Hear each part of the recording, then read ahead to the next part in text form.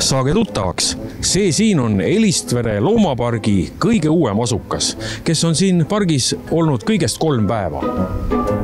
Tegemist on emase karupojaga, eeldatavalt selline aasta 2 kuud vana. Nüüd on siis meie juures mõned päevad olnud. See teekond siia vist oli ka kuidagi sükane omamoodi, et kuidas ta leiti ja kus ta leiti? Kõik see asi hakkab pihta juba eelmisest aastast, et kui Kiidjärve külas üks kohalik kalakasvataja karupoja leidis ja siis hakkas tema eest hoolitsema. Loodeti, et läheb talveuinakusse ja peale selle on ta valmis minema jällegi metsa ja elama enda rahuliku elu. Aga kahjuks see ei täitunud see lootus ja ütleme, et täna kuu aega tagasi siis ikkagi ärkas üles, kuna soojad ilmad olid ja hakkas natukene pahandust tegema, et hakkas käima küla peal ja see siis muutus häirivaks kohalikele elanikele. Kas näitab see seda, et tal on see inimkartus ikka praktiliselt puudub?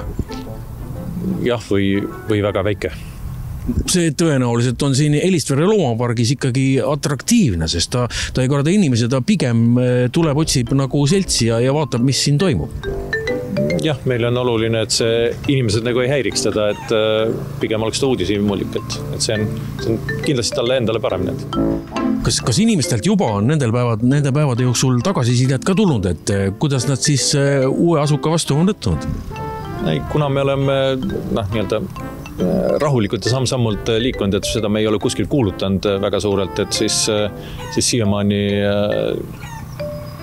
inimeste teadvusesse pole seda ka nagu väga jõudnud. Aga need, kes on käinud, siis muidugi on see huvitav ja põnev. Ta on ikkagi suhteliselt noor, et ta on niisugune pisikene ka, et kui kähku ta siis niisuguseks suureks mürakaks kasvab? Ma arvan, et see oli ka individuaalne, aga eks 2-3 aastat ikka läheb, enne kui ta oma täis mõõtmed saavutab. Sellel väiksel karupojal ei ole veel nime, aga teil on siin plaan kohe nimekonkurss välja kuulutada, et kuidas siis nimepanijad teile nimesid saatma saavad hakata? Praegult oleme plaaninud, et laupäevast siis avame konkursi ja RMK kodulehekülje pealt või siis sotsiaalmeedias saab seda infot lähemalt kätte.